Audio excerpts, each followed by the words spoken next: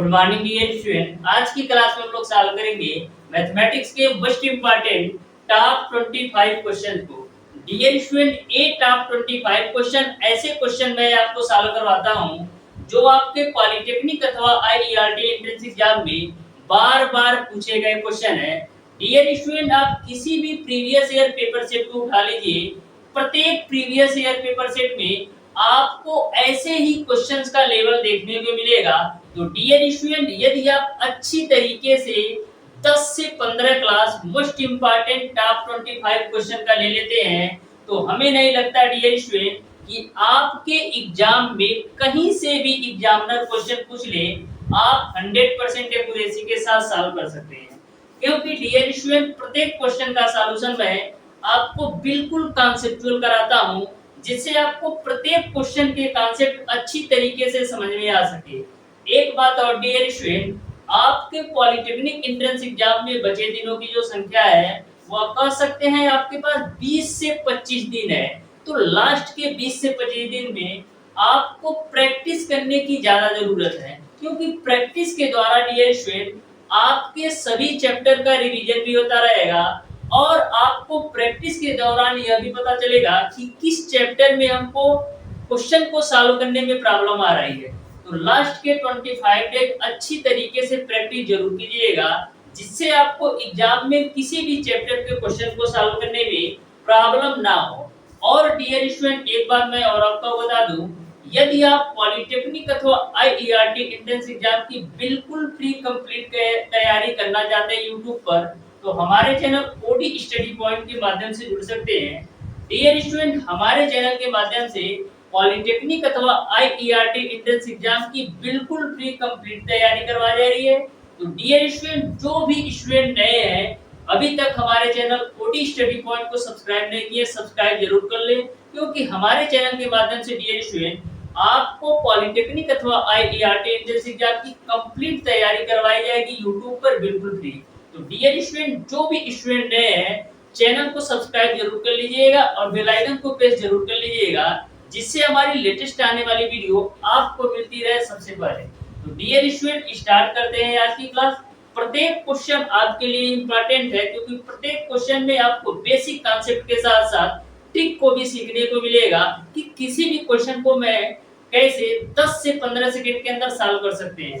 तो dear student, प्रत्येक question का सॉल्यूशन आप अच्छी तरीके से समझते हुए चलिएगा। तो स्टार्ट करते हैं आज की क्लास। देखते हैं क्वेश्चन नंबर 1।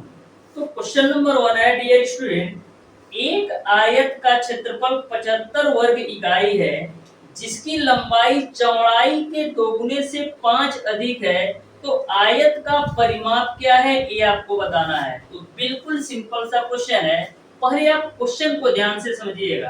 क्वेश्चन में ऐसा बोला गया है कि एक आयत का जो क्षेत्रफल है वो आपका 75 वर्ग इकाई है और जो उसकी लंबाई है चौड़ाई के दोगुने से 5 अधिक है, तो आयत का परिमाप क्या होगा ये आपको बताना है। तो बिल्कुल सिंपल सा क्वेश्चन है, ध्यान से समझिएगा क्वेश्चन नंबर 1 को कैसे सॉल्व करना है। तो आयत का जो क्षेत्रफल दे रखा है 75 वर्ग इकाई है, उसकी जो लंबाई है चौड़ाई के दोगुने से 5 अधिक है। तो यदि डियर स्टूडेंट मैं मान लूं कि आयत की जो चौड़ाई है वो आपका x है, तो लंबाई कितनी हो जाएगी? लंबाई आपका हो जाएगा 2x प्लस का 5 के रूप में, क्योंकि क्वेश्चन में बोल रखा है कि जो आयत की लंबाई है वह चौड़ाई के दोगुने से 5 अधिक है। तो मैंने मान लिया कि आयत की चौड़ाई x है, तो लंबाई क्या होगा 2x प्लस का 5, क्योंकि आयत की लंबाई चौड़ाई के दोगुने से 5 अधिक है। तो यहाँ तक आपको समझ में आ गया होगा। अब आपको पता है कि आयत का क्षेत्रफल क्या होता है, लंबाई गुणे चौड़ाई, और आयत का क्षेत्रफल आपको दे रखा है 75 वर्ग इकाई। तो L की जो वैल्यू है वो आपका है 2x प्लस का 5 और जो B की वैल्यू है वो आपका x बराबर आपका हो जाएगा 75। तो यहाँ से सॉल्व कर लेते हैं। x का मल्टीप्लाई करिए तो 2x स्क्वायर प्लस का 5x बराबर आपका हो जाएगा 75। तो यहाँ से आपका हो जाएगा 2x स्क्वायर प्लस का 5x माइनस का 75 बराबर 0। अब आपका द्विघात समीकरण के रूप में आ गया। यहाँ से आप x की वैल्यू निकाल सकते हैं।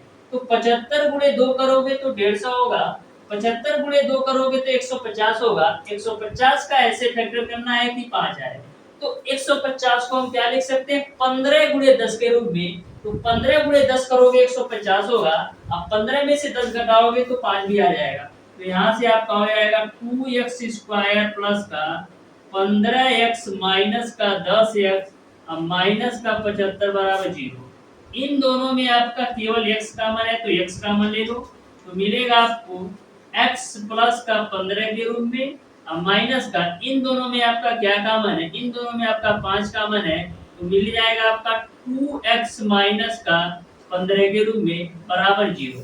अब डियर स्टूडेंट दोनों ब्रैकेट आपके समान हो गए, तो एक ब्रैकेट में आपका यहाँ पर 2 भी है, देखना x कॉमन लिया है ना केवल, तो एक ब्रैकेट में आपका हो जाएगा 2x प्लस का 15 और एक ब्रैकेट में आपका हो जाएगा x माइनस का 5 बराबर 0। यहाँ से आप x की वैल्यू निकालोगे तो निगेटिव में आएगा जो कि लेना नहीं है। यहाँ से आप x की वैल्यू निकालोगे डियर स्टूडेंट, तो यहाँ से आपको x की वैल्यू मिल जाएगी 5। x की वैल्यू आपने निकाल लिया 5। अब x का मान जब 5 रखोगे तो चौड़ाई आपको कितना मिल जाएगा, चौड़ाई आपको मिल जाएगा 5 मीटर। अब लंबाई की बात करते हैं तो लंबाई कितना आएगा, 2 गुणे x का मान 5 प्लस का 5, तो 2 बचे 10 और 5 कितना, यानी आपने आयत की लंबाई निकाल लिया 15 मीटर और आपने चौड़ाई निकाल लिया 5 मीटर। अब आप आयत का परिमाप निकाल सकते हैं। तो आयत का परिमाप का फार्मूला क्या होता है, आयत के परिमाप का जो फार्मूला होता है dear student 2 of l plus b के रूप में, ये आपका आयत के परिमाप का फार्मूला होता है। तो 2 l की वैल्यू आपका है 15 प्लस का b की वैल्यू आपका है 5, तो यहाँ से सॉल्व करोगे 15 और 5 20, 20 गुणे 2 कितना हो जाएगा 40। इस तरीके से जो आपका आयत का परिमाप होगा वो आपका 40 मीटर हो जाएगा। यानी कि क्वेश्चन नंबर 1 का डियर स्टूडेंट आपका ऑप्शन नंबर ए सही हो जाएगा। तो डियर स्टूडेंट जो आपका क्वेश्चन नंबर 1 था, बस आपको क्वेश्चंस के लैंग्वेज को अच्छी तरीके से समझना था। क्वेश्चन आपका बिल्कुल सिंपल पूछा गया है।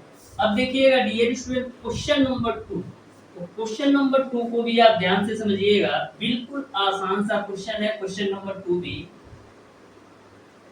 तो क्वेश्चन नंबर 2 है डियर स्टूडेंट, बोला है कि x Q minus x square और माइनस का 2x तथा x Q plus x square का लॉसो क्या होगा ये आपको बताना है।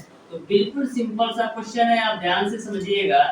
x क्यू माइनस का एक्स स्क्वायर और माइनस का आपका है 2x एक ब्रैकेट में, और जो दूसरी वैल्यू दे रखी है वो आपको दे रखा है x क्यूब प्लस का x स्क्वायर के रूप में। तो आपको बताना है लॉसो क्या होगा, ये आपको बताना है। तो बिल्कुल आसान सा क्वेश्चन है। सबसे पहले हम सॉल्व कर लेते हैं। तो इन तीनों में आपका x कॉमन है तो x कॉमन ले लो, तो मिल जाएगा आपको x स्क्वायर माइनस का x और माइनस का 2 के रूप में। इन दोनों में आपका क्या कॉमन है, x स्क्वायर कॉमन है, तो x स्क्वायर कॉमन लोगे तो x प्लस का 1 मिल जाएगा। यहाँ तक आपको क्लियर समझ में आ गया होगा। अब देखिएगा a आपका x है, इस वाली वैल्यू को आप सॉल्व कर लो तो द्विघात समीकरण के रूप में है। तो 2 एक कम 2 और 2 में से एक घटाओगे 1 मिल जाएगा। तो यहाँ से आपका हो जाएगा x स्क्वायर माइनस का 2x माइनस का x माइनस का 2, ये वाली वैल्यू आपको ऐसे ही रखना है। तो यहाँ से आपका हो जाएगा x, ये आपका x स्क्वायर माइनस का गुणा करा दो तो माइनस का 2x प्लस का x और माइनस का 2। यहाँ से डियर स्टूडेंट आपका x ऑलरेडी है ही। उसके बाद से इन दोनों में आप x कॉमन ले लो तो मिलेगा आपको x माइनस का 2। इन दोनों में आप प्लस का 1 कॉमन ले लो तो मिलेगा आपको x माइनस का 2। यहाँ तक आपको क्लियर है। तो यहाँ से आप सॉल्व कीजिएगा तो क्या मिल जाएगा, एक ब्रैकेट में आपका आ जाएगा x माइनस का 2 और दूसरे ब्रैकेट में आपका आ जाएगा x प्लस का 1। इस तरीके से मैंने इस वाली वैल्यू को सॉल्व किया तो x माइनस 2 और x प्लस 1 आ गया। और जो दूसरी वैल्यू है उसका आपका x स्क्वायर ब्रैकेट में x प्लस 1 है, इसको हम क्या लिख सकते हैं, x स्क्वायर को लिख सकते हैं x गुणे x ब्रैकेट में x प्लस 1। आपको निकालना है लॉसर। तो लॉसर क्या होता है, लॉसर वह वैल्यू होती है जो दोनों में कॉमन होता है उसको लिखना होता है। उसके बाद जो वैल्यू बची होती है उसको भी नोट कर लेना होता है। तो दोनों में कॉमन क्या है, दोनों में कॉमन आपका एक तो x है और उसके बाद से एक x है और एक आपका x प्लस का 1 दोनों में कॉमन है। उसके बाद से क्या बच रहा है, तो यहाँ से आपको बच रहा है केवल x और यहाँ से आपका क्या बच रहा है x माइनस का 2। तो इस तरीके से आपका जो लॉसा हो गया यही हो गया। लॉसा क्या होता है, जो दोनों में कॉमन है उसको तो आपको नोट करना ही है, उसके अलावा जो वैल्यू आपका बच रही है उसको भी नोट करना है। तो दोनों में कॉमन आपका x प्लस 1 था और इस वाली वैल्यू से आपका x बच रहा था, इस वाली वैल्यू से आपका x माइनस 2 बच रहा था, तो उसको मैंने नोट कर लिया। तो इसको हम एक सीक्वेंस में जमा देते हैं, तो x गुणे x ब्रैकेट में x प्लस 1 और ब्रैकेट में x माइनस का 2। अब आप देख रहे हैं डियर स्टूडेंट, जो आपकी यह वैल्यू है इस पूरी वैल्यू के बराबर है, यानी कि इस पूरी वैल्यू के जगह पर हम क्या लिख सकते हैं, इस पूरी वैल्यू के जगह पर हम a लिख सकते हैं, क्योंकि इसी को मैंने सॉल्व किया है, तो ये वैल्यू मिला है, यानी इस पूरी वैल्यू को हम इस रूप में लिख सकते हैं। तो इसको आप लिख दीजिए x क्यूब माइनस का x स्क्वायर माइनस का 2x और बाहर में आपका x है ही, अब मल्टीप्लाई करा दो x का, तो x पे पावर 4 माइनस का x क्यूब माइनस का 2x स्क्वायर, यही आपका आंसर हो जाएगा। इस तरीके से डियर स्टूडेंट क्वेश्चन नंबर 2 का ऑप्शन नंबर सी सही हो जाएगा, ऑप्शन नंबर सी सही हो जाएगा। यदि आपके ऑप्शंस में डियर स्टूडेंट यहीं तक आंसर दिया रहता तो यहीं तक मैं टिक कर देता, लेकिन आपके ऑप्शंस में जो आंसर दिया है वो आपका पूरा सॉल्व करके दिया है। इस तरीके से क्वेश्चन नंबर 2 का ऑप्शन नंबर सी सही हो जाएगा। जिस तरीके से आपके ऑप्शंस दिए रहेंगे उसी तरीके से आपको लेकर चलना है। यदि आपका यहीं तक ऑप्शंस में दिया रहता तो यहीं तक मैं छोड़ देता, लेकिन आपके ऑप्शंस में पूरा सॉल्व किया था, इसलिए मैंने आपको सॉल्व करके बता दिया। अब देखिएगा डियर स्टूडेंट क्वेश्चन नंबर 3। तो क्वेश्चन नंबर 3 भी आपका बिल्कुल आसान सा क्वेश्चन है, आप ध्यान से समझिएगा। क्वेश्चन नंबर 3 को बोला है यदि sin theta into cos theta बराबर कड़ी में 3/4, तब आपको sin पे पावर 4 थीटा प्लस cos पे पावर 4 थीटा का मान क्या होगा, ये आपको बताना है। तो बिल्कुल सिंपल और आसान सा क्वेश्चन है, बस आपको ध्यान से समझना है। कभी भी डियर स्टूडेंट आपसे क्वेश्चन नंबर 3 की तरह क्वेश्चन पूछा जाए तो आपको वैल्यू पुट मेथड से सॉल्व करना है।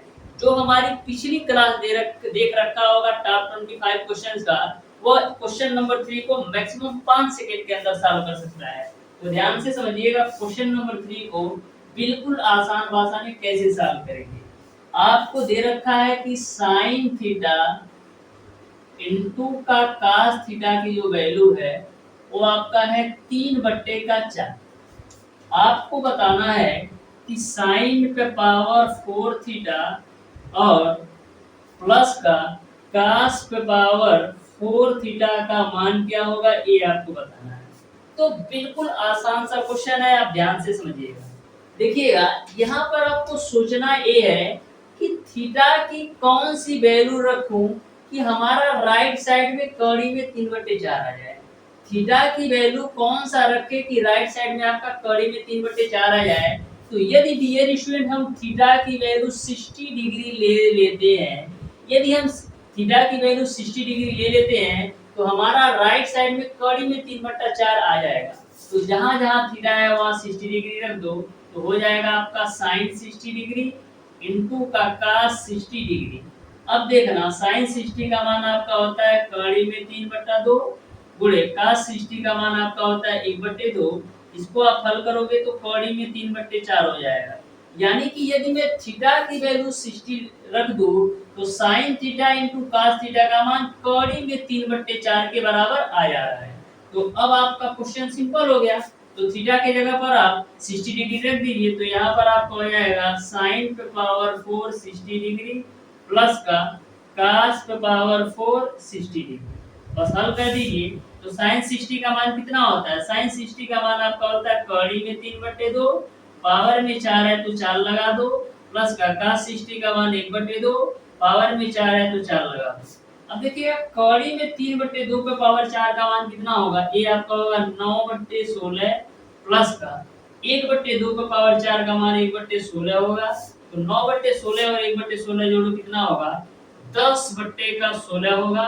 10/16 को कैंसिल आउट कर दो तो 2 बचे 10, 2/16 यानी कि 5/8 के बराबर होगा।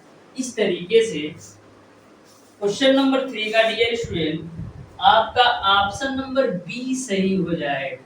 तो कभी भी आपको ऐसा क्वेश्चन पूछा जाए तो हमेशा ध्यान में रखिएगा, वैल्यू पुट मेथड से सॉल्व कीजिएगा। वैल्यू पुट मेथड से डियर स्टूडेंट आप 100% एक्यूरेसी के साथ 5 से 10 सेकंड के अंदर सॉल्व कर सकते हैं।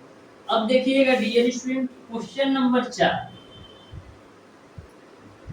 तो क्वेश्चन नंबर 4 को भी आप ध्यान से समझिएगा। जो आपका क्वेश्चन नंबर 4 है डियर स्टूडेंट, ये आपका कार्य तथा समय का क्वेश्चन है। बिल्कुल सिंपल क्वेश्चन पूछे जाते हैं, बस आपको बेसिक कॉन्सेप्ट अच्छी तरीके से पता होना चाहिए। तो ध्यान से समझिएगा क्वेश्चन नंबर 4 को। बोला है ए तथा बी एक साथ मिलकर एक कार्य को 3 दिन में पूरा कर सकते हैं। वे एक साथ कार्य शुरू करते हैं लेकिन 2 दिन पश्चात बी कार्य छोड़ देता है। यदि कार्य को पूरा होने में 2 दिन अधिक लगे तो बी इस कार्य को अकेला कितने दिन में करेगा, ये आपको बताना है।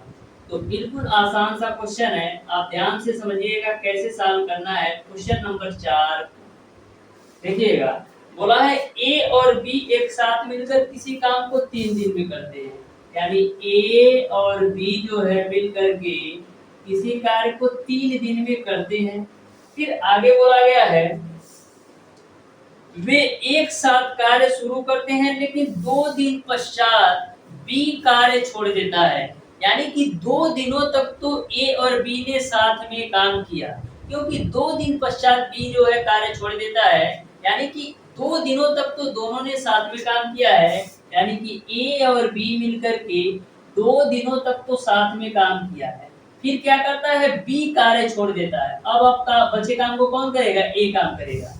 लेकिन क्वेश्चन में यह बोला गया है कि जब बी कार्य छोड़ देता है तो 2 दिन अधिक समय लगते हैं। तो पहले जो समय लगता था कार्य करने में वो आपका 3 दिन लगता था, लेकिन जब 2 दिन कार्य करने के बाद बी कार्य छोड़ देता है तो जो समय है 3 दिन अधिक लगता है। तो 2 दिन यहाँ पर यानी कि 3 दिन यह किया होगा, क्योंकि पहले की तुलना में 2 दिन अधिक समय लगता है। तो पहले आपका 3 दिन लगता था कार्य को पूरा करने में, अब आपका 5 दिन लग रहा होगा, क्योंकि क्वेश्चन में ऑलरेडी बोल रखा है कि 2 दिन अधिक लगते हैं कार्य को पूरा करने में। तो पहले आपका 3 दिन लग रहा था, अब आपका 5 दिन लग रहा है। यहाँ तक आपको क्लियर है। अब देखिएगा 3 आप a प्लस बी में से 2 आप a प्लस बी घटाओगे तो आपको मिलेगा a प्लस बी बराबर 3a। अब 3a में से a घटाओ तो मिलेगा आपको 2a बराबर b। यहाँ से आप a बट्टे b की वैल्यू निकालो, कितना आएगा, a बट्टे b की वैल्यू निकालोगे तो 1/2, यानी a के कार्य करने की क्षमता 1 है और b के कार्य करने की क्षमता आपका 2 है।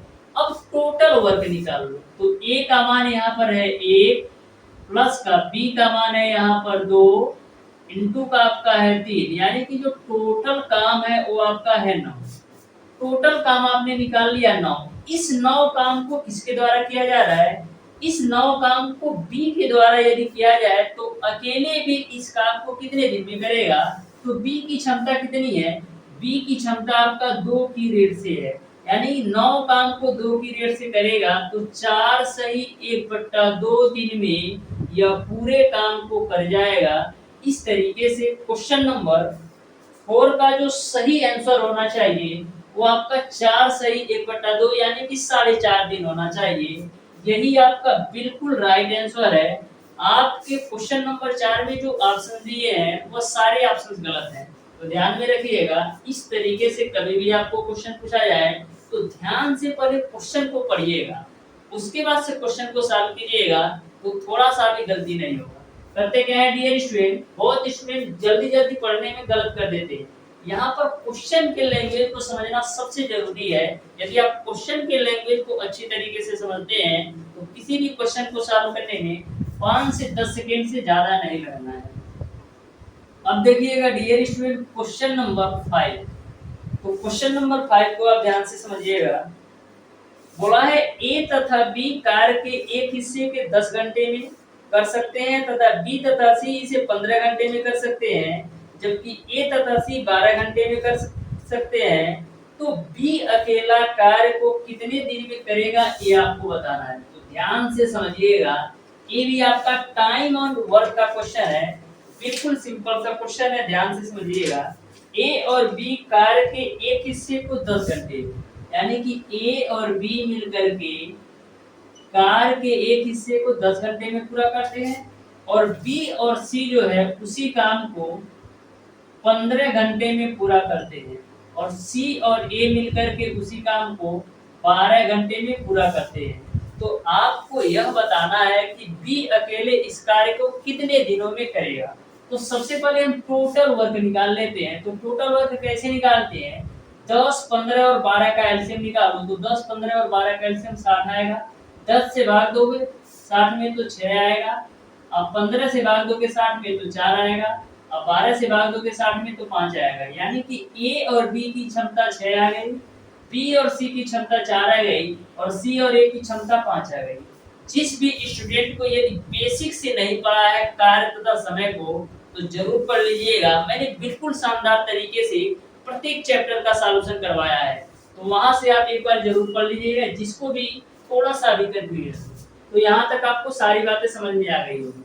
यहाँ पर देखिएगा, ए जो है 2 बार है, बी भी आपका 2 बार है, और सी भी बार आपका 2 बार है। तो इसको हम क्या लिखेंगे? 2 of A plus B plus C के रूप में। यानी कि 2 भाग ए बी सी मिलकर के कितना काम करते हैं? 6, 4, 10, 5, 15।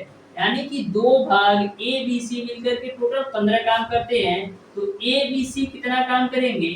ए बी सी मिलकर के काम करेंगे 15/2 के रूप में, क्योंकि 2 आपका बट्टे में चला आएगा। आपको बताना है बी जो है अकेले इस कार्य को कितने दिन में करेगा। तो बी का हमको निकालना है। तो करते क्या है, ए और सी का मान रख देते हैं।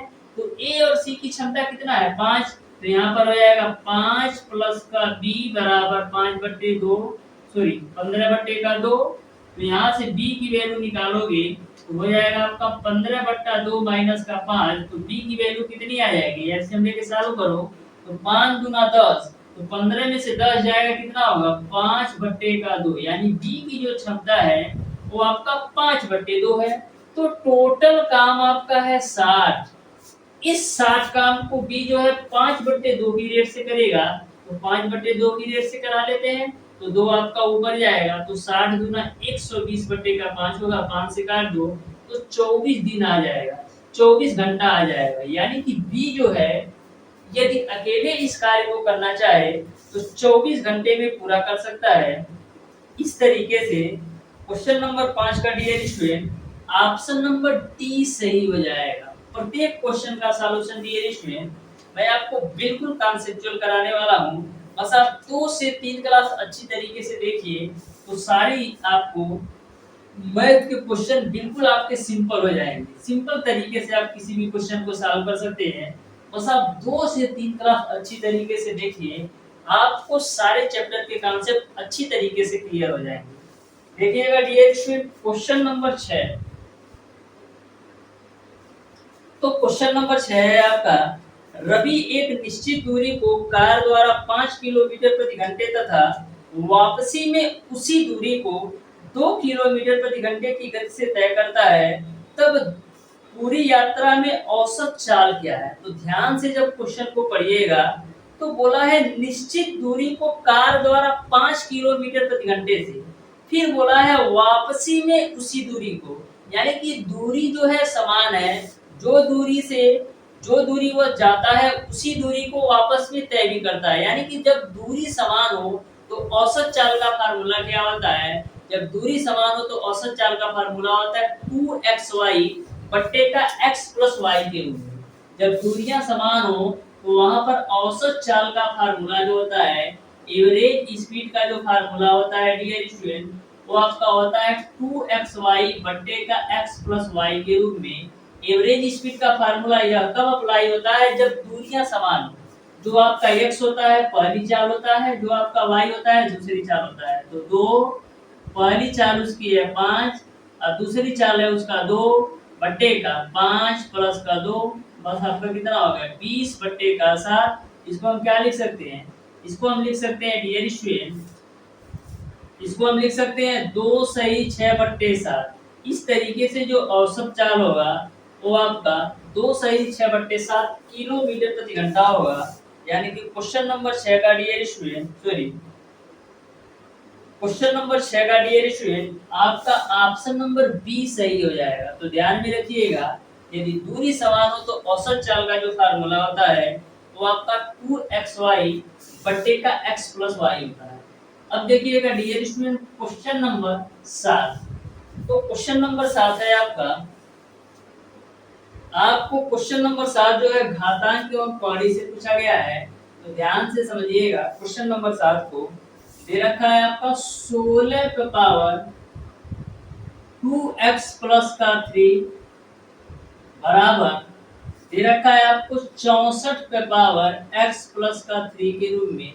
तो आपको बताना है कि 4 पे पावर 2x माइनस का 3 इसका मान क्या होगा, ये आपको बताना है। तो जो भी स्टूडेंट हमारा घातांक एवं कौड़ी का चैप्टर देखा होगा वह इस क्वेश्चन को मैक्सिमम 5 सेकंड के अंदर सॉल्व कर सकता है। तो देखिएगा ध्यान से, 16 को हम क्या लिख सकते हैं, 16 को हम लिख सकते हैं डियर स्टूडेंट 4 का स्क्वायर के रूप में। 16 को मैंने 4 का स्क्वायर लिख दिया और ऑलरेडी बाहर आपका 2x प्लस का 3 है। अब देखिएगा 64 को हम क्या लिख सकते हैं, 4 का क्यूब के रूप में, अब बाहर पावर आपका x प्लस का 3 है। अब देखिएगा दोनों के आधार समान है, यहाँ पर भी आधार 4 है और यहाँ पर भी आधार है। तो जब दोनों के आधार समान है तो हम घातों की तुलना कर सकते हैं। तो घातों की तुलना करोगे क्या मिलेगा, 2x प्लस का 3 बराबर 3 x प्लस का 3 के रूप में। यहाँ तक आपको क्लियर है। अब सॉल्व कर लो तो मिलेगा आपको 4x प्लस का 6 बराबर 3x प्लस का 9 के रूप में। यहाँ 4x में से 3x घटाओगे तो x और 9 में से 6 घटाओगे तो यानी x की वैल्यू आपने निकाल लिया थी। अब x का मान यहाँ पर रख देते हैं। तो देखिएगा 4 2 गुणे 3 माइनस का 3, तो 4 पे पावर कितना आ जाएगा, 2 3 6 में से 3 घटाएंगे 3, यानी 4 पे पावर 3 का मान कितना होता है, 4 पे पावर 3 का मान कितना होता है। यहाँ पर आप एक चीज देखिएगा डियर स्टूडेंट, 3 3 का 9, मिस्टेक हो रहा है क्या है, देखो 4 का स्क्वायर 2x प्लस 3 हो गया, तो 2 गुना 4 और 2 3 6 हो गया। फिर 64 को लिखा है तो 3x प्लस का 9, तो यहाँ पर आपका 4x में से 3x घटाओगे x और 9 में से 3। यहाँ पर एक मिनट चेक कर लेता हूँ, 2x plus 3 x plus 3 2x minus का 2 है, ये आपका 2x माइनस का 2 की वैल्यू निकालना है। 2x माइनस का 2 की वैल्यू निकालना है तो 2 3 6, 6 में से 2 घटाओगे तो यहाँ पर आपका 4 आ जाएगा। तो 4 पे पावर 4 का मान कितना होता है, 4 चौक 16 चौक 64 चौक कितना होता है, 256। इस तरीके से 256 is the right answer of question number 7। यानी कि क्वेश्चन नंबर 7 का डियर स्टूडेंट आपका ऑप्शन नंबर बी सही हो जाएगा। Option number B is the right answer of question number 7। अब देखिएगा डियर स्टूडेंट क्वेश्चन नंबर 8। तो क्वेश्चन नंबर 8 को आप ध्यान से समझिएगा, बिल्कुल सिंपल क्वेश्चन पूछे जाते हैं। बस आप प्रत्येक चैप्टर के कॉन्सेप्ट को एक बार अच्छी तरीके से जरूर पढ़ लीजिएगा। अभी भी डियर स्टूडेंट आपके पास बहुत समय है। पॉलिटेक्निक अथवा आईईआरटी एंट्रेंस एग्जाम कोई बड़ा एग्जाम नहीं है, लेकिन बड़ा एग्जाम आपके लिए हो सकता है यदि आप अच्छी तरीके से तैयारी नहीं किए होते। तो अभी भी आपके पास टाइम है डियर स्टूडेंट, आप अच्छी तरीके से जरूर तैयारी कीजिएगा। जो स्टूडेंट सिलेबस के अनुसार अच्छी तरीके से पढ़ चुके हैं उनको प्रैक्टिस करने की ज्यादा जरूरत है, ज्यादा से ज्यादा प्रैक्टिस करें। और जो स्टूडेंट अभी तक कुछ भी नहीं पढ़े हैं वो डियर स्टूडेंट थोड़ा ज्यादा मेहनत करें, यानी कि सिलेबस के अनुसार एक बार अच्छी तरीके से 10 से 15 दिन के अंदर पढ़ लें, फिर लास्ट के 10 दिनों में उनको अच्छी तरीके से प्रैक्टिस कर ले, तो वो भी आप अच्छा नंबर ला सकते हैं पॉलिटेक्निक अथवा आईईआरटी एंट्रेंस एग्जाम में। देखिएगा डियर स्टूडेंट क्वेश्चन नंबर 8। तो क्वेश्चन नंबर 8 है आपका, बिंदु ए आपको दे रखा है -4 -3 तथा बी आपको दे रखा है 5 2 को मिलाने वाली रेखा x अक्ष को किस अनुपात में विभाजित करती है, ये आपको बताना है एक्स अक्ष को किस अनुपात में विभाजित करती है। तो ए की जो वैल्यू दे रखा है -4 गामा -3, बी की वैल्यू जो दे रखा है वो आपको दे रखा है 5 गामा 2 के रूप में। क्वेश्चन में बोला गया है एक्स अक्ष को किस अनुपात में विभाजित करती है। तो एक्स अक्ष पर आपका क्या होता है, एक्स अक्ष पे डियर स्टूडेंट आपका y बराबर 0। अब आपका y की जगह पर हम क्या लिख सकते हैं, my2 प्लस का ny1 बट्टे का m प्लस n के रूप में बराबर आपका हो जाएगा 0। m प्लस n का 0 में कराओगे 0 हो जाएगा, तो मिलेगा आपको my2 प्लस का ny1 बराबर 0। तो m y2 की वैल्यू कितना है, y2 की वैल्यू आपका 2 है, प्लस का n y1 की वैल्यू कितना है -3 बराबर 0। तो यहाँ से आपको मिल जाएगा 2m बराबर 3n के रूप में। तो m बट्टे का n की वैल्यू निकालोगे तो 3/2 मिल जाएगा, जिसको हम क्या लिख सकते हैं 3:2 के रूप में। इस तरीके से क्वेश्चन नंबर 8 का dear student option number A सही हो जाएगा, 3:2 इसका सही आंसर होगा। अब देखिएगा डियर स्टूडेंट क्वेश्चन नंबर 9। तो क्वेश्चन नंबर 9 को आप ध्यान से समझिएगा। जो आपका क्वेश्चन नंबर 9 है लघु गुणक का क्वेश्चन है और बिल्कुल आसान सा क्वेश्चन है। क्वेश्चन नंबर 9 भी आपको दे रखा है log x पे पावर 5 बेस में y है इनटू का log y का स्क्वायर और बेस में आपको दे रखा है x इनटू का आपका है log z का क्यूब, अब बेस में आपको दे रखा है z। तो इसका आपको मान बताना है। तो जब मैंने आपको लघुगणक बताया था तो मैंने आपको बताया था यदि आपकी कोई वैल्यू log m पे पावर n के रूप में, log m पे पावर n के रूप में, तो इसको हम n log m के रूप में लिख सकते हैं, यानी कि इसको हम लिख सकते हैं 5 log x बेस y के रूप में। ए की वैल्यू आपका log m पे पावर n के रूप में है, जिसको हम n log m के रूप में लिख सकते हैं, यानी कि 2 log y बेस में x।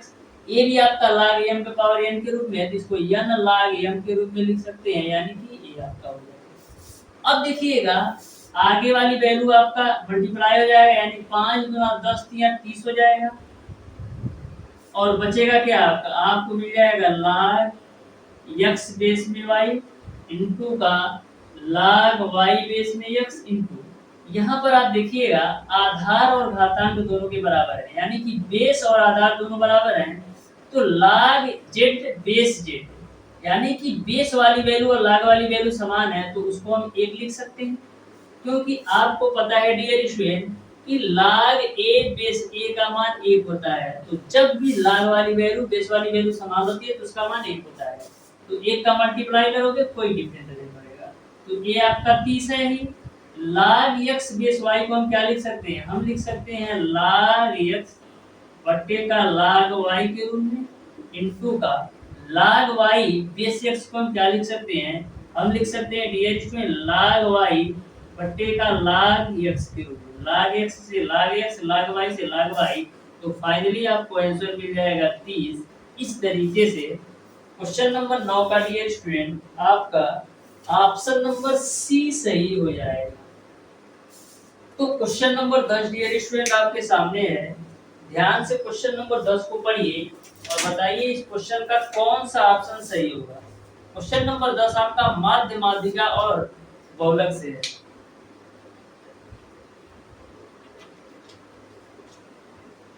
तो क्वेश्चन नंबर 10 को आप सॉल्व करने का प्रयास कीजिए। बताइए डियर स्टूडेंट क्वेश्चन नंबर 10 का कौन सा ऑप्शन सही होगा। बिल्कुल सिंपल सा क्वेश्चन है। तो क्वेश्चन नंबर 10 है आपका, यदि 7 प्रेक्षणों का माध्य आपका 10 है तथा 3 प्रेक्षणों का माध्य आपका 5 है, तो सभी 10 प्रेक्षणों का माध्य क्या होगा ये आपको बताना है। तो बिल्कुल आसान सा क्वेश्चन है, ध्यान से समझिएगा। सबसे पहले करते क्या है, 7 प्रेक्षणों का योग निकाल लेते हैं। तो 7 प्रेक्षणों का योग, 7 प्रेक्षणों का योग किसके बराबर होगा, 7 प्रेक्षणों का योग आपका प्रेक्षणों की संख्या गुणे माध्य के बराबर होगा। तो प्रेक्षणों की संख्या आपका 7 है और माध्य आपको दे रखा है डियर स्टूडेंट 10। फिर आपका तीन प्रेक्षणों का माध्य 5 दे रखा है, तो तीन प्रेक्षणों का योग निकाल लो, तो प्रेक्षणों की संख्या गुणे माध्य 5 हो जाएगा। तो यहाँ से कितना हो जाएगा, ये आपका 70 हो जाएगा, ये आपका 15 हो जाएगा, यानी कि टोटल आपके पास 85 हो जाएगा। यानी कि 7 प्रेक्षणों का योग और 3 प्रेक्षणों का योग, दोनों का योग आपका 85 के बराबर है। अब प्रेक्षणों की संख्या कितनी हो जाएगी, 10।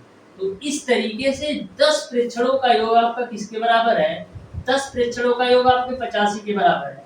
तो माध्य कितना होगा, 85/10 कर लो, तो 85/10 क्या होगा, 8.5।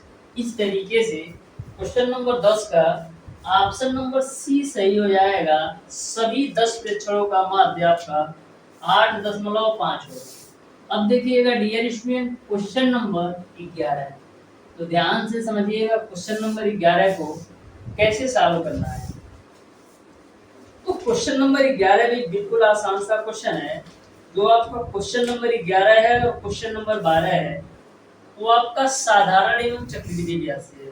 तो जो भी स्टूडेंट हमारा साधारण एवं चक्रवृद्धि ब्याज का क्लास ले रखा होगा, वो क्वेश्चन नंबर 11 और क्वेश्चन नंबर 12 को मैक्सिमम 10 सेकंड के अंदर सॉल्व कर सकता है। तो क्वेश्चन नंबर 11 को आप ध्यान से समझिएगा, बिल्कुल सिंपल सा क्वेश्चन है। आपका फार्मूला होता है A बराबर P 1 प्लस R1/100 एक ब्रैकेट में, और दूसरे ब्रैकेट में आपका 1 प्लस R2/100 होता है।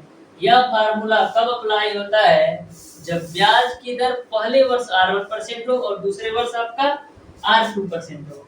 तो यहाँ से सॉल्व कर लेते हैं। मूलधन P की वैल्यू 9375 दे रखा है। पहला जो दर है वो आपका है 2%, और जो दूसरा दर आपको दे रखा है वो आपको दे रखा है 4%। इसी को आप हल कर लीजिए। तो यहाँ पर काटेंगे तो जो 25 सही हम 100 होगा, ये आप काटेंगे 4 से तो 25 बार में कटेगा। तो यहाँ से आपको मिल जाएगा 9375। यहाँ पर देखिएगा 50 से कम 50 है, 51/50 हो जाएगा, गुणे का यहाँ पर आपका 25 से कम 25 है, 26/25 हो जाएगा। यहाँ तक सबको क्लियर है। अब देखिएगा डियर स्टूडेंट, हम करते क्या, 5 से काटेंगे तो 5 देंगे हम 10, इसको 5 से काटो तो ये आपका होगा 5 से कम 5, बचेगा 4 3 5 40, फिर 5 7 35, फिर 5 25 25 हो जाएगा। फिर इसको आप 5 से काट लो तो 5 दूना 10 हो जाएगा, फिर 5 तिया 15, फिर 3 7 5 7 35, फिर 5 25 25, तो मिल जाएगा आपको 375 गुणे 51 गुणे 26/2 गुणे 25, 2 गुणे 25, 2 से काटेंगे तो 13 बार में कटेगा। 25 से काट लीजिए तो 25 से कम 25, बचेगा आपका 12 और 5 यानी 125, 25 25 125। तो फाइनली आपको क्या मिल जाएगा, फाइनली आपको डियर स्टूडेंट ए की जो वैल्यू मिल जाएगी वो आपको मिल जाएगी 15 गुणे 51 गुणे 13 के रूप में। तो 15 गुणे 51 गुणे 13 के रूप में। अब देखिएगा क्वेश्चन को आसान बनाने के लिए करते क्या है, इसको आप गुणा मत कीजिए, आपको चक्रवृद्धि ब्याज निकालना है। तो चक्रवृद्धि ब्याज निकालते हैं कैसे, चक्रवृद्धि ब्याज निकालने के लिए चक्रवृद्धि मिश्र धन में से मूलधन घटाते हैं। तो चक्रवृद्धि मिश्र धन आपका है 15 गुणे 51 गुणे 13 के रूप में, और मूलधन आपका है 9375। इसको आप सॉल्व कर लीजिए। तो करते क्या है डियर स्टूडेंट, दोनों जगह से हम 15 कॉमन लेते हैं। तो देखिएगा 15 मैंने कॉमन लिया, तो यहाँ पर मिलेगा आपको 51 गुणे 13, यहाँ से 15 कॉमन लो तो 15 छक्का 90, फिर बचेगा आपका 3 7 15 दूना 30, फिर 7 5 15 25 75। तो यहाँ से आपका क्या हो जाएगा, 15 ऑलरेडी आपका है, 13 एकम 13 को 3, 13 25 65 और 1 66, माइनस का हो जाएगा 625।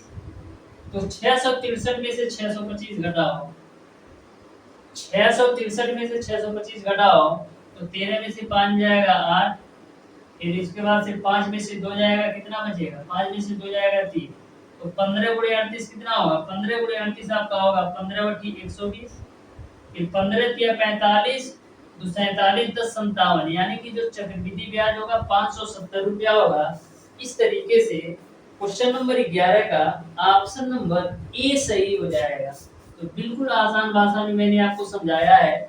सबसे पहले डियर स्टूडेंट चक्रवृद्धि विसर्जन निकाला जो कि इतना आया, फिर चक्रवृद्धि ब्याज निकालने के लिए किया गया चक्रवृद्धि विसर्जन में से मूलधन घटाया। तो इस तरीके से क्वेश्चन को आप सिंपल कर सकते हैं, ज्यादा कैलकुलेशन करने की जरूरत नहीं है। अब देखिएगा डियर स्टूडेंट क्वेश्चन नंबर 12। तो क्वेश्चन नंबर 12 भी आपका साधारण एवं चक्रवृद्धि ब्याज से है। ध्यान से समझिएगा क्वेश्चन नंबर 12 को कैसे हल करना है।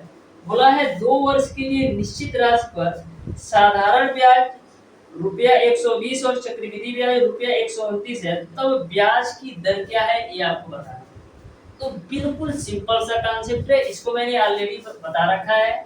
जो स्टूडेंट हमारी पिछली क्लासेस देखते आ रहे हैं उनको थोड़ा सा भी प्रॉब्लम नहीं होगा।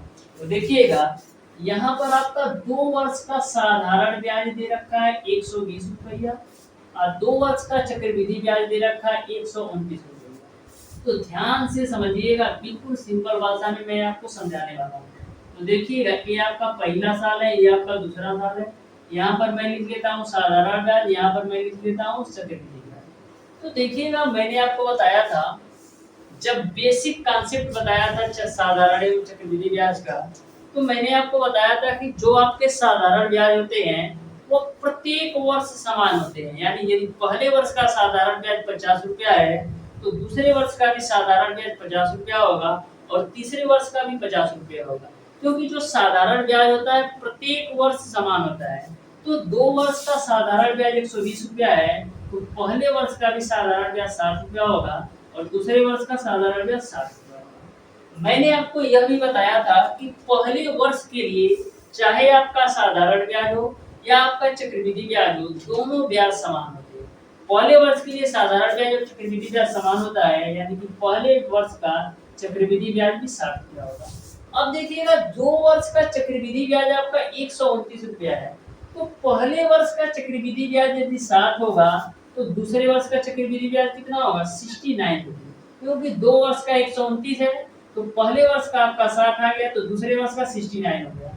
अब देखिएगा 60 से 69 क्यों होता है? 60 से 69 इसलिए होता है डियर स्टूडेंट, क्योंकि दूसरे वर्ष का जो ब्याज होता है उसमें साधारण ब्याज पर भी ब्याज लिया जाता है। यानी कि चक्रवृद्धि ब्याज कब लिया जाता है? चक्रवृद्धि ब्याज एक ऐसा ब्याज होता है जिसमें साधारण ब्याज पर भी ब्याज लिया जाता है। तो जो आपका पहले वर्ष का ब्याज है इस पर भी ब्याज लिया जा रहा है, इसलिए 60 से बढ़कर के 69 रुपया हो जा रहा है।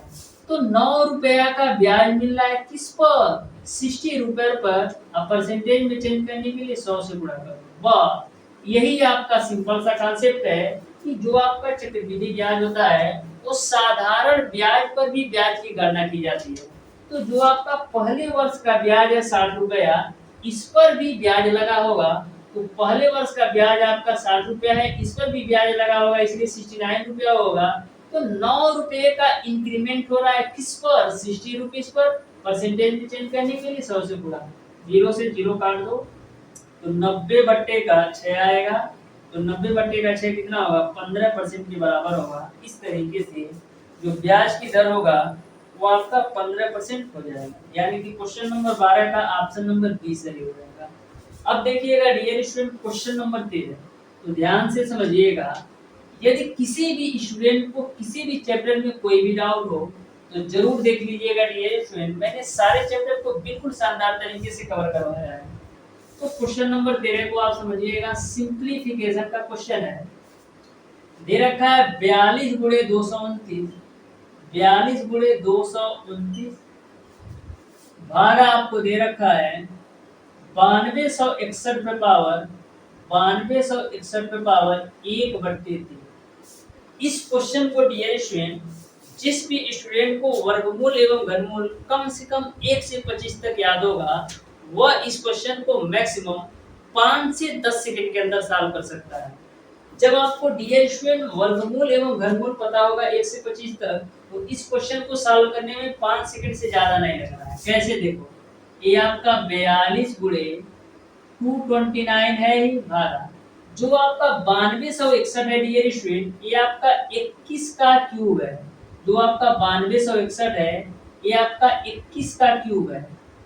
ये आपका बाहर 1/3 है ही, तो यहाँ पर आपका हो जाएगा 42 गुणे 229 भागा 21। ये दोनों पावर का आपस में मल्टीप्लाई कराओगे तो ये आपका कैंसिल हो जाएगा, तो ये आपका 21 बचेगा। तो फाइनली मिल जाएगा आपका 42 गुणे 229 अब बट्टे में आपका 21 हो जाएगा। 21 से काट दो 42 को, 2 बार में कटेगा, तो 2 गुणे 229, तो 2 9 18, 2 दूना 4 1 5, 2 दूना 4, यानी कि 458 आ जाएगा। इस तरीके से क्वेश्चन नंबर 13 का ऑप्शन नंबर डी सही हो जाएगा। 458 is the right answer of question number 13। तो डियर स्टूडेंट, कम से कम आप 1 से 25 तक का वर्ग और 1 से 25 तक का घन आप जरूर याद कर लीजिएगा, जिससे आपके 4 से 5 क्वेश्चन मैक्सिमम ऐसे पूछे जाते हैं जिसको आप मैक्सिमम 3 से 4 सेकंड के अंदर हल कर पाएंगे। कब? जब आपको 1 से 25 तक का वर्ग और घन पता होगा। तो क्वेश्चन नंबर 14 को आप ध्यान से समझिएगा। बोला है यदि x - 2 तथा x - का 1/2 दोनों px स्क्वायर प्लस का 5x प्लस r के गुणनखंड है, तो आपको कौन सा संबंध सही है ये आपको बताना है। तो बिल्कुल आसान सा क्वेश्चन है, ध्यान से समझिएगा। आपको समीकरण दे रखा है px स्क्वायर प्लस का 5x प्लस का r के रूप। इसके दो गुणनखंड है। पहला जो गुणनखंड दे रखा है वो आपको दे रखा है x माइनस का 2 के रूप में, और जो दूसरा गुणनखंड दे रखा है x माइनस का 1/2 के रूप में। यानी कि px square plus 5x plus r का एक गुणनखंड x माइनस 2 है और दूसरा गुणनखंड आपका x माइनस का 1/2 है। तो यहाँ से डियर स्टूडेंट, जब आप x बराबर 2 यहाँ पर रखोगे तो पहला आपका p और r में संबंध आएगा। जब यहाँ से आप x बराबर 1/2 रखोगे तो दूसरा आपका p और r में संबंध आएगा। तो यहाँ से हम x बराबर क्या लिख सकते हैं, तो x का मान 2 इस समीकरण में रखो तो p गुणे 4 हो जाएगा, प्लस का 5 गुणे 2 हो जाएगा, और प्लस का r बराबर 0। तो यहाँ पर आपको मिल जाएगा 4p प्लस का 10 प्लस का r बराबर 0। तो इसमें हम क्या लिख सकते हैं, 4p प्लस का r बराबर माइनस का 10। इसको आप मान लो 1। अब x माइनस का 1/2 है, तो यहाँ से x की वैल्यू निकालोगे 1/2। अब x का मान 1/2 फिर इस समीकरण में रखो, तो हो जाएगा आपका p गुणे 1/2 का स्क्वायर प्लस का 5 गुणे 1/2 और प्लस का r बराबर आपका हो जाएगा 0। तो यहाँ से आपका क्या हो जाएगा, p/4 प्लस का 5/2 प्लस का r बराबर 0। तो इसको आप सॉल्व कीजिएगा तो आपको मिल जाएगा p प्लस का 10 प्लस का 4r बराबर 0। तो इसको हम क्या लिख सकते हैं, इसको हम लिख सकते हैं p प्लस का 4r बराबर माइनस का 10। इसको हम मान लो समीकरण 2। अब करते क्या है डियर स्टूडेंट्स, समीकरण 1 और 2 को आपस में बराबर कर देते हैं। तो समीकरण 1 और 2 को आपस में बराबर करेंगे तो क्या मिलेगा, दोनों तरफ -10 है तो -10 से कैंसिल हो जाएगा। तो आपको मिल जाएगा 4p प्लस r बराबर p प्लस का 4r के रूप में। तो 4p में से p घटाओगे तो 3p मिलेगा, और यहाँ पर 4r में से r घटाओगे तो 3r मिलेगा। 3 से 3 कैंसिल, तो मिल जाएगा आपको p बराबर r, यानी कि p और r में जो सही संबंध होगा वो p r के बराबर होगा। इस तरीके से क्वेश्चन नंबर 14 का dear student option number A सही हो जाएगा, जो p की वैल्यू है वो r के बराबर होगा। अब देखिएगा डियर स्टूडेंट क्वेश्चन नंबर 15। तो क्वेश्चन नंबर 15 को आप ध्यान से समझिएगा, बिल्कुल आसान सा क्वेश्चन है क्वेश्चन नंबर 15 भी। तो क्वेश्चन नंबर 15 है आपका, दो खंभों के शीर्ष की ऊंचाई 24 मीटर तथा 36 मीटर है, जो एक तार द्वारा जुड़े हैं। यदि तार क्षैतिज के साथ 60 डिग्री का कोण बनाती है तो तार की लंबाई क्या है ये आपको बताना है। तो ऊंचाई एवं दूरी के जितने भी क्वेश्चन पूछे जाते हैं सब आपका फिगर बेस्ड होता है। यदि आप फिगर अच्छी तरीके से ड्रा कर लिए तो आपका क्वेश्चन मैक्सिमम 2 सेकंड के अंदर सॉल्व कर सकते हैं। तो ध्यान से समझिएगा, दो खंभा है, एक की ऊंचाई 36 मीटर है और एक की ऊंचाई आपका 24 मीटर है। तो ये आपका पहला खंभा है, जो बड़ा खंभा है इसकी ऊंचाई आपका 36 मीटर है और जो छोटा वाला है इसका आपका 24 मीटर। इस तरीके से आपका है। फिर आगे बोला गया है जो एक तार द्वारा जुड़े हैं, यानी एक छोटा वाला खंभा बड़े वाले खंभे से तार द्वारा जुड़ा है, तो इस तरीके से हम ड्रा कर सकते हैं। तो यहाँ से यहाँ तक दिए स्टूडेंट आपका है 24, तो यहाँ पर भी ये आपका 24 ही होगा। तो यदि आपका इतना दूरी 24 है तो बची दूरी कितना होगा? ये आपकी बची दूरी आपका 12 के बराबर होगा। यहाँ तक आपको क्लियर समझ में आया होगा। यहाँ तक आपको क्लियर समझ में आया होगा। फिर बोला गया है डियर स्टूडेंट, तार थैचिस के साथ जो 60 डिग्री का कोण बनाता है, यानी कि जो ये तार है ये इसके क्षैतिज के साथ 60 डिग्री का कोण बनाता है, तो आपको यह बताना है कि इस तार की लंबाई क्या है, ये आपको बताना है। यानी कि इस तार की लंबाई क्या है, ये आपको बताना है। इस तार की लंबाई क्या है, ये आपको बताना है। तो नामकरण कर देते हैं। ए पॉइंट बी है और ए पॉइंट सी है। हमको केवल और केवल तार की लंबाई ज्ञात करना है। तो यहाँ पर देखिएगा लंब की वैल्यू पता है आपको, कोण का निकालना है। यानी कि यदि मैं लंब और कोण में संबंध लिख दूं तो हमारा क्वेश्चन सॉल्व हो सकता है। तो लंब और कोण में संबंध कौन दर्शाता है? साइन, तो साइन 60 डिग्री बराबर हो जाएगा लंब बट्टे का कोण। तो लंब क्या है आपका BC और कोण क्या है आपका AC। तो साइन 60 का मान आपका होता है कौड़ी में 3/2 बराबर BC की वैल्यू आपका है 12, AC की वैल्यू आपको निकालना ही है। तो यहाँ से आपका कितना हो जाएगा? AC की वैल्यू आपका हो जाएगा 24 बट्टे का कौड़ी में 3। अब देखिएगा AC की वैल्यू आपका 24 बट्टे कौड़ी में 3 है ना, तो 24 बट्टे का कौड़ी में 3, इसका आप परिमेयकरण कर दो तो कौड़ी में 3 गुणे कौड़ी में 3 हो जाएगा। तो यहाँ से आपका हो जाएगा 24 कौड़ी में 3 बट्टे का 3 के रूप में 3/24, तो मिल जाएगा आपको 8 कौड़ी में 3। इस तरीके से जो तार है उसकी लंबाई 8 कौड़ी में 3 हो जाएगा। यानी कि क्वेश्चन नंबर 15 का डियर स्टूडेंट आपका ऑप्शन नंबर ए सही हो जाएगा। तो देख सकते हैं कितना सिंपल सा क्वेश्चन था। बस आपको क्वेश्चंस के लैंग्वेज को समझना है और फिगर ड्रा कर दिए तो आपका ऊंचाई एवं दूरी का क्वेश्चन बिल्कुल आसान तरीके से सॉल्व हो गया। अब देखिएगा डियर स्टूडेंट क्वेश्चन नंबर 16। तो क्वेश्चन नंबर 16 भी आपका बिल्कुल आसान सा क्वेश्चन है, ध्यान से समझिएगा। डियर स्टूडेंट बहुत सारे स्टूडेंट यह पूछ रहे हैं कि समय हमारे पास कम है। तो डियर स्टूडेंट इस बात का सोचना नहीं है कि समय कम है, यह आपके लिए इम्पोर्टेंट है कि अभी भी समय है।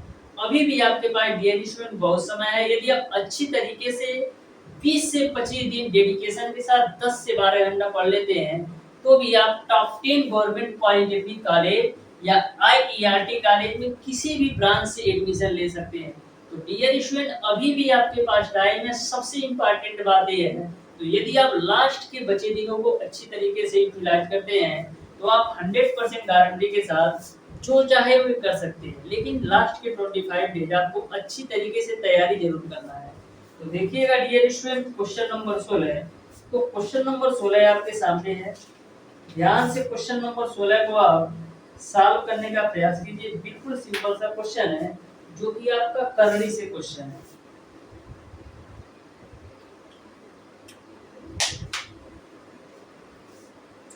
तो क्वेश्चन नंबर 16 में आपको x की वैल्यू दे रखा है, x की वैल्यू दे रखा है dear student root over 5 plus का 1 divided by root over 5 minus का 1 के रूप में।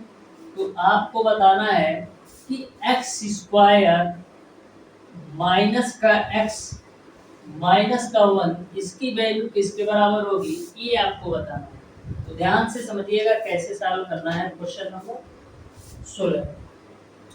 तो सबसे पहले करते क्या है, इसका हम परिमेयकरण कर देते हैं। तो परिमेयकरण कर दो तो रूट ओवर करड़ी में 5 प्लस का 1 बटे का रूट ओवर करड़ी में 5 माइनस 1, इसका परिमेयकरण कर देते हैं। तो करड़ी में 5 प्लस 1 से गुणा और करड़ी में 5 माइनस 1 से आप भाग कर दो। तो ऊपर में आपको क्या मिल जाएगा, ऊपर में आपको मिल जाएगा करड़ी में 5 प्लस 1, नीचे में क्या मिलेगा, नीचे में आपका करड़ी 5 प्लस 1 से भाग भी दिए हो ना, नीचे में आपका a माइनस बी और a प्लस बी के रूप में। ए प्लस बी और ए माइनस बी को हम क्या लिख सकते हैं, ए स्क्वायर माइनस बी स्क्वायर के रूप में, यानी आपका हो जाएगा कड़ी में 5 का स्क्वायर माइनस 1 का स्क्वायर के रूप में। ये आपका x की वैल्यू आ जाएगी, तो x की वैल्यू आ जाएगी कड़ी में 5 प्लस का 1, कड़ी में 5 का स्क्वायर करोगे तो 5 और 5 में से 1 घटाओगे कितना होगा, 5 में से 1 घटाओगे डियर स्टूडेंट तो आपको मिलेगा 4। ध्यान में रखिएगा ये आपका कड़ी के अंदर वैल्यू है, तो ये आपका कड़ी के अंदर वैल्यू है, तो यहाँ से x की वैल्यू कितना मिल जाएगी, कड़ी में 5 प्लस का 1, कड़ी में 4 का मान 2 होता है, तो x का मान कड़ी में 5 प्लस 1 बट्टे का 2 हो गया। अब आप सॉल्व कर लीजिए, तो देखिएगा x स्क्वायर है तो x की वैल्यू आपका है कड़ी में 5 प्लस का 1 बट्टे का 2 इसका स्क्वायर, माइनस का x का मान है आपका कड़ी में 5 प्लस 1 बट्टे का 2 और माइनस का 1 बराबर 0। हल कर लीजिए, तो a आपका a प्लस बी के होल स्क्वायर पर खोलिए तो a square plus B square plus का 2ab करोगे तो 2 कड़ी में 5 मिलेगा बटेगा 2 का स्क्वायर करोगे तो 4 मिलेगा, माइनस का 5 कड़ी में 5 प्लस का 1 बट्टे 2 हो जाएगा और माइनस का 1 बराबर 0। हल कर लो तो ऊपर मिलेगा आपको कितना, 6 प्लस का 2 कड़ी में 5 माइनस का, यहाँ पर जब एलसीएम लेके सॉल्व करोगे डियर स्टूडेंट ये एलसीएम कितना आएगा, 4 आएगा, ठीक है। तो यहाँ पर आपका आ जाएगा 2 कड़ी के अंदर 5 प्लस का 2 माइनस का 4 बराबर आपका है 0। तो देखिएगा डियर स्टूडेंट ये आपका माइनस से जब गुणा होगा ना इसमें तो ये आपका माइनस का 2 भी होगा, तो देखिए -6 प्लस 6 प्लस 2 कड़ी में 5 माइनस 2 कड़ी में 5 कैंसिल होगा तो फाइनली आपका आंसर मिल जाएगा 0। इस तरीके से क्वेश्चन नंबर 16 का डियर स्टूडेंट 0 आंसर होगा। आप इसको कैलकुलेशन करके देख भी सकते हो। तो इस तरीके से डियर स्टूडेंट क्वेश्चन नंबर 16 का ऑप्शन नंबर ए सही हो जाएगा। Option number A is the right answer for question number 16।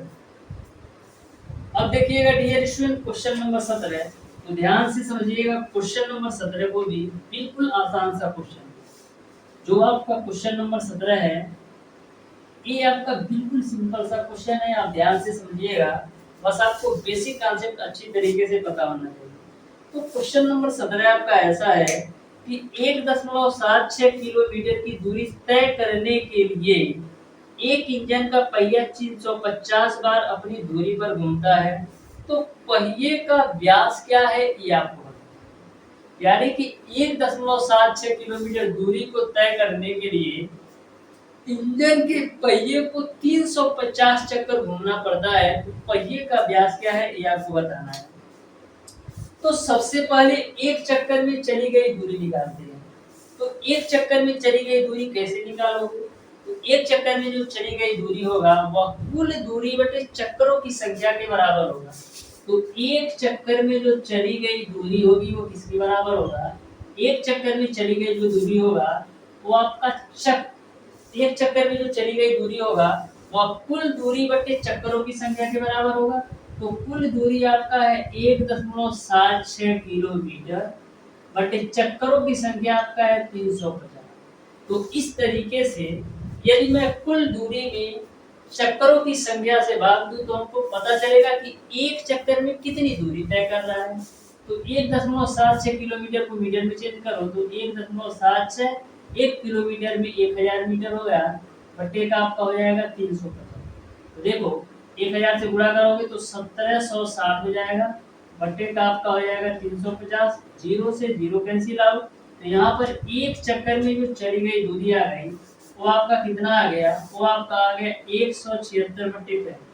अब डियर स्टूडेंट कोई भी जो आपका पहिया है एक चक्कर में कितनी दूरी करता है, कोई भी जो आपका पहिया है एक चक्कर में कितनी दूरी तय करेगा, तो कोई जो आपका पहिया है एक चक्कर में अपनी परिधि के बराबर दूरी तय करेगा। कोई भी पहिया आपका एक चक्कर में कितनी दूरी तय करेगा, तो अपनी परिधि के बराबर दूरी तय करेगा।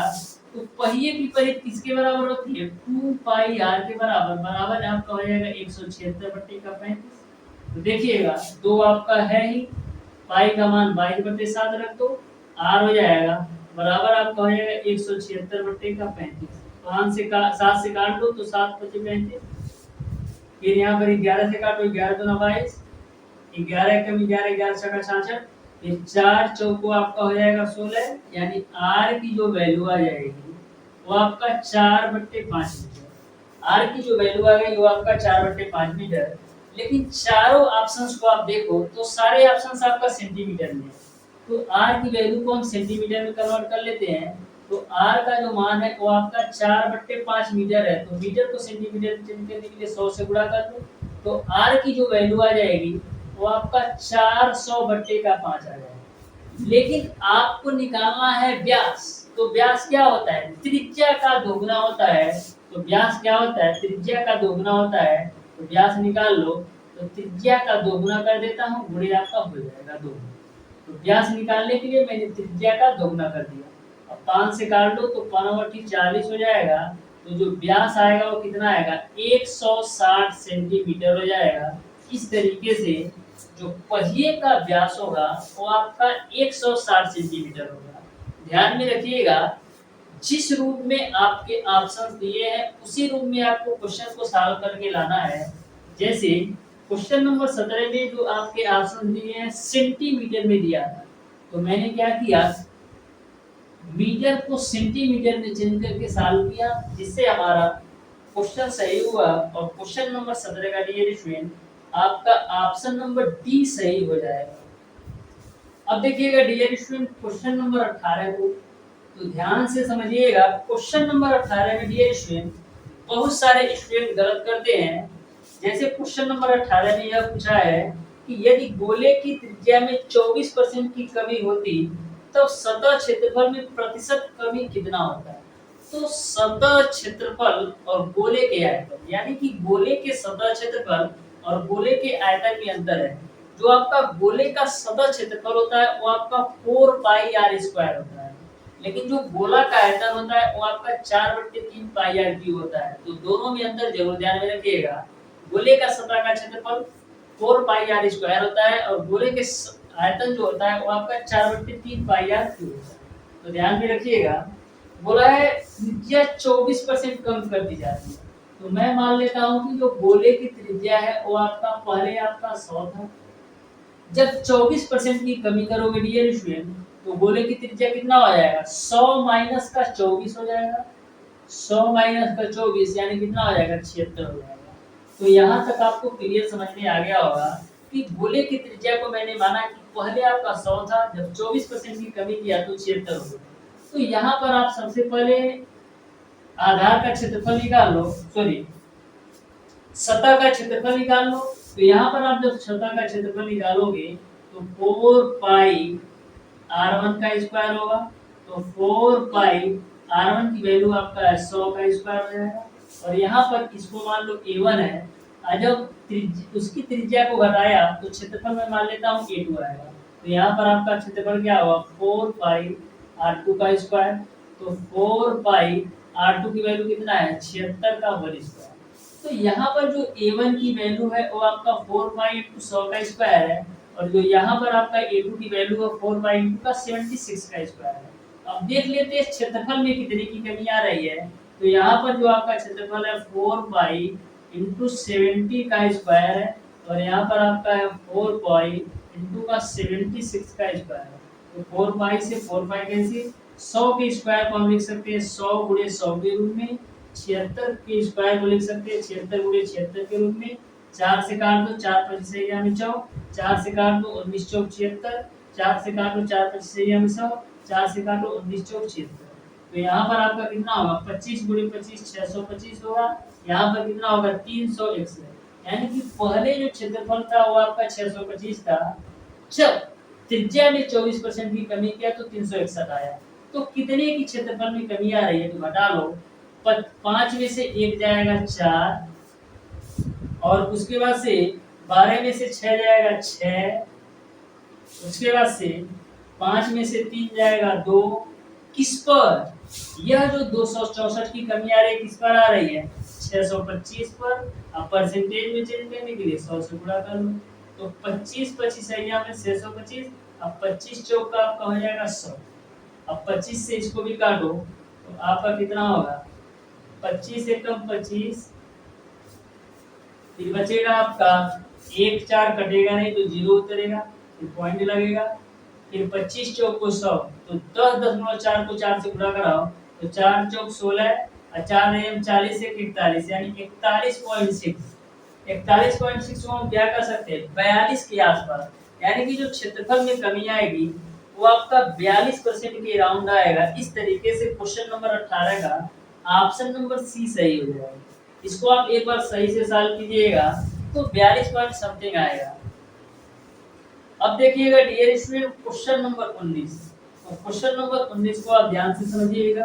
क्वेश्चन नंबर 19 और क्वेश्चन नंबर 20 में आपको सॉल्व करवाऊंगा, और जो आपका लास्ट के क्वेश्चन नंबर 21 से लेकर के क्वेश्चन नंबर 25 तक के क्वेश्चन है उसको आपको सॉल्व करना है।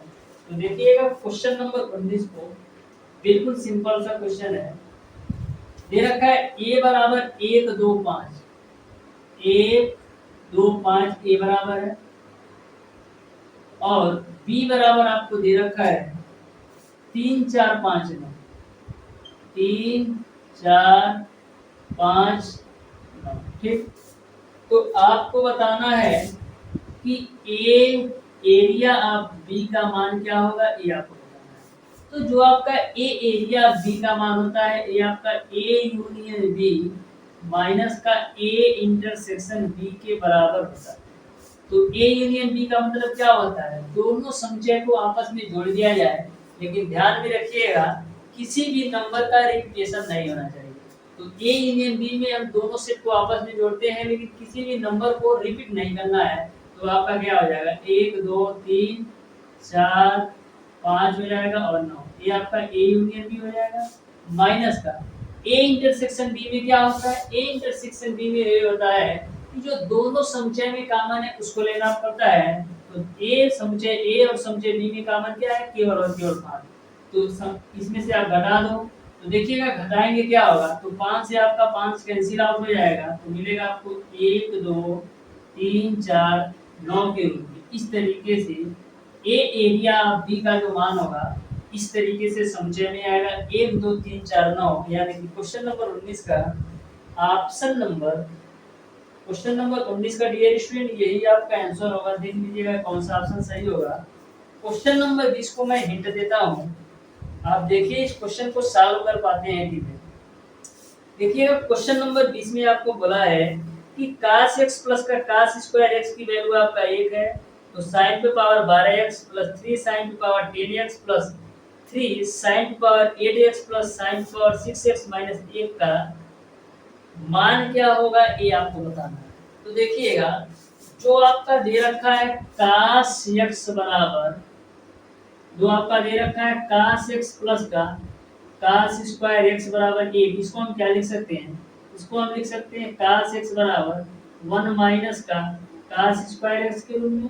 तो ये आपका हो जाएगा cos x बराबर sin square x, cos x बराबर आपका sin स्क्वायर x, यानी कि sin स्क्वायर x की जगह पर हम cos x लिख सकते हैं। तो जैसे आपको sin पे पावर 12x दिया है, तो sin पे पावर 12x को cos के पदों में हम क्या लिख सकते हैं, sin पे पावर 12x को हम लिख सकते हैं cos पे पावर 6x। उसी प्रकार से दे रखा है 3 sin पे पावर 10x, तो sin पे पावर 10x को हम क्या लिख सकते हैं cos पे पावर 5x। उसी प्रकार से दे रखा है sin पे पावर 8x, तो sin पे पावर 8x को cos के पदों में हम क्या लिख सकते हैं cos पे पावर 4x। तो इसी तरीके से आप एक सीक्वेंस में जब आइएगा और सॉल्व कीजिएगा और बताइएगा इस क्वेश्चन का कौन सा ऑप्शन सही है। यदि आपसे सॉल्व नहीं होगा डियर स्टूडेंट तो मैं आपको नेक्स्ट क्लास में इस क्वेश्चन को जरूर सॉल्व करवा दूंगा, जो आपका क्वेश्चन नंबर 21 है और क्वेश्चन नंबर 22 है और क्वेश्चन नंबर 23 है और क्वेश्चन नंबर 24 और क्वेश्चन नंबर 25 है। इन 5 क्वेश्चन को मैं आपको आज की क्लास के बेसिस प्रैक्टिस के रूप में दे रहा हूं, तो इस क्वेश्चनों को जरूर सॉल्व कीजिएगा और डियर स्टूडेंट बताइएगा कि आपका कौन से क्वेश्चन में क्या प्रॉब्लम आ रही है। प्यारे दोस्तों आज की क्लास में इधर रखते हैं, मिलते हैं नेक्स्ट क्लास में, तब तक के लिए धन्यवाद।